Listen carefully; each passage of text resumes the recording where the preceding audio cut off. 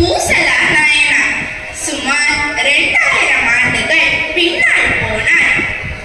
அப்போ தொண்டை நாட்டை ஆண்டு வந்த மன்னனின் பெயர் காடவர்க்கம். அவ ஆண்டு வந்த நாட்டின் ஒரு பகுதிதான் திருநின்றவூர். அந்த ஊர்ல வாழ்ந்து வந்த அடியாரோட பெயர் தான் பூசலர். அவரோ பரம ஏழை. ஆனா சிவபெருமான் மீதோ அலாதி பக்தி. அதனால சிவபெருமானுக்காக ஒரு கோவில் கட்டணுங்கிறது அவருக்கு ஒரு எண்ணமா இருந்துச்சு. கஷ்டப்படும் அவருக்கு கோவில் கட்டுறதெல்லாம் நடக்கக்கூடிய கதையா? இல்ல, ஆனா நடந்துச்சு. எப்படி? அவர் வைத்திருந்த அலாதி பக்திய எம்பெருமானிடம் முறையிடுறார். பூசலர் சிவபெருமான் கிட்ட சொல்றாரு, உனக்கு தெரியாததாயா, என்கிட்ட வசதி வாய்ப்பெல்லாம் கிடையாது. நான் என் மனசுக்குள்ளேயே ஒரு கோவில் கட்டுறேன். அதுல நீ வந்து குடியேறணும். அது மட்டும்தான் எனக்கு வேணும் அப்படின்னு கேட்கிறாரு. எப்படி? நாம கோவில் மாதிரி இந்த பேப்பர்ல எல்லாம் படம் வரைவோமே, அப்படியா? இல்ல இல்ல, தினமும் அவர் தினப்படியாக சில மணி நேரம் வேலை பார்த்துவிட்டு மீதம் இருக்கிற நேரத்துல ஒரு இடத்துல அமர்ந்து கோவில் கட்ட தேவையான பொருட்கள், வேலை செய்ய ஆட்கள் அப்படின்னு எல்லாவற்றையும் வீடு வீடாக சென்று கொஞ்சம் கொஞ்சமா சேகரிச்சு வச்சுக்கிறார். இதெல்லாம் நிஜத்துல தானே நினைச்சீங்க? இல்ல இல்ல, மனசுக்குள்ளேதான். பின்னர் மனசுக்குள்ளேயே கோவில் கட்ட ஒரு இடம் பார்க்கிறார். பின்னர் இந்த இடம் தான் கோவில் கட்ட தகுதியான இடம் அப்படின்னு உறுதியும் செஞ்சுக்கிறார். பின்னர் இந்த இடம் வெளிப்பிரகாரம், இந்த இடம் உள்பிரகாரம், இந்த இடம் கருவறை, இந்த இடம் அம்மன் சன்னதி, இந்த இடம் நந்தி மண்டபம், இந்த இடம் தெப்பக்குளம் அப்படின்னு ஒரு இடமா பிரிச்சு கோவில் கட்ட ஆரம்பிக்கிறார். அவர் நினைச்சிருந்தா 1 மணி நேரம் என்னங்க, 5 நிமிஷத்திலேயே கோவிலுக்கு இடம் வாங்கியாச்சு, கோவிலுக்கு தேவையான பொருட்கள்லாம் வாங்கியாச்சு, கோவிலை கட்டி முடிச்சிருக்கலாம். ஆனா அவர் அப்படி பண்ணல. ஏன்னா அவர் சிவபெருமான் மீது வைத்திருந்த அலாதி பக்தியினால ஒரு நஜ கோவிலை கட்டுறதுக்கு எவ்வளவு நாள் எடுக்குமோ அவ்வளவு நாள் எடுத்து அவர் மனசுக்குள்ளேயே கோவில் கட்டுறார். உள்ளம் பெரும் கோவில், உன்னுடம்பே ஆலயம் அப்படின்னு திருமூலர் சொன்னது போல கோவில் கட்டிட்டும் சும்மா இருந்தாரா? இல்லையே, கும்பாபிஷேகம் செய்ய நீயே வரணும் அப்படின்னு சிவபெருமானையும் அழைக்கிறார். சிவபெருமானும் அவர் அழைப்புக்கு ஏறி சரி அப்படின்னு சம்மதிச்சிடுறார். கோவிலும் மனசுக்குள்ளதான் இருக்கு.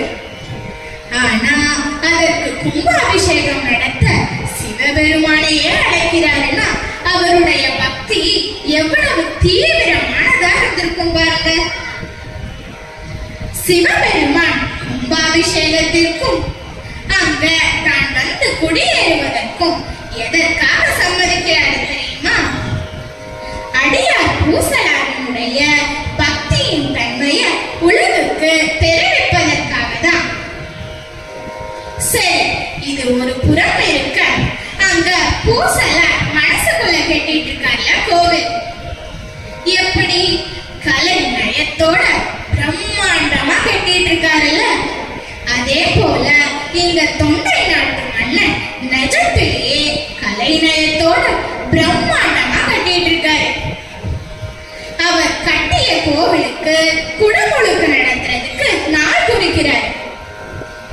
என்னைக்கு பூசலாட்டா மனசுக்குள்ள கட்டிட்டு இருக்க அந்த கோவிலுக்கு என்னைக்கு குடமுழுக்கு நடத்த தேதி குறிச்சிருக்காரோ அதே தேதி, அதே நேரம் கூட.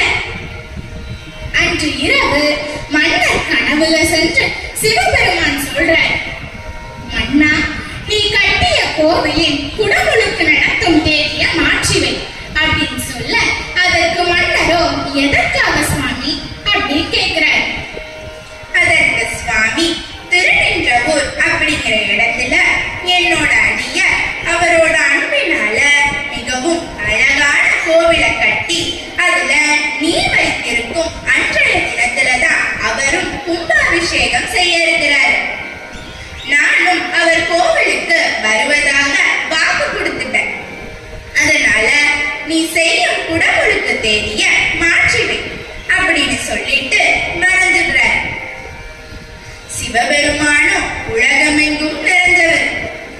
அவர் நினைச்சிருந்தா 100 கோவில்களுக்கு ஒரே நாள்ல ஒரே நேரத்துல போகலாம். ஆனா அவர் போகல. ஏன்னா பூசலாருடைய பக்திய எல்லாருக்கும் வெளிப்படுத்தணுங்கிறதுக்காக தான் இந்த திருவிளையாடலை நடத்துறாரு. மறுநாள் மன்னர் திருநின்றவூர் புறப்படுறார். படையுடன் மன்னன் வருவதை கண்ட மக்கள் மன்னனை பணியிறாங்க. மன்னன் கேக்குறாரு, என்ன நீங்கெல்லாம் கும்பாபிஷேகத்துக்கு போகலையா அப்படின்னு கேக்குறாரு. மக்கள்லாம் கும்பாபிஷேகமா இங்கயா, அப்படிலாம் ஒண்ணும் இல்ல அப்படின்னு சொல்றாங்க. அதற்கு மன்னர், இல்ல பூசலாருங்கிறவரு ஒரு கோவில் கட்டி இருக்கிறாராமே, அதுக்கு இன்னைக்குதான் கும்பாபிஷேகமாமே அப்படின்னு சொல்றாரு. உடனே மக்கள்லாம், யாரு பூசலாரா?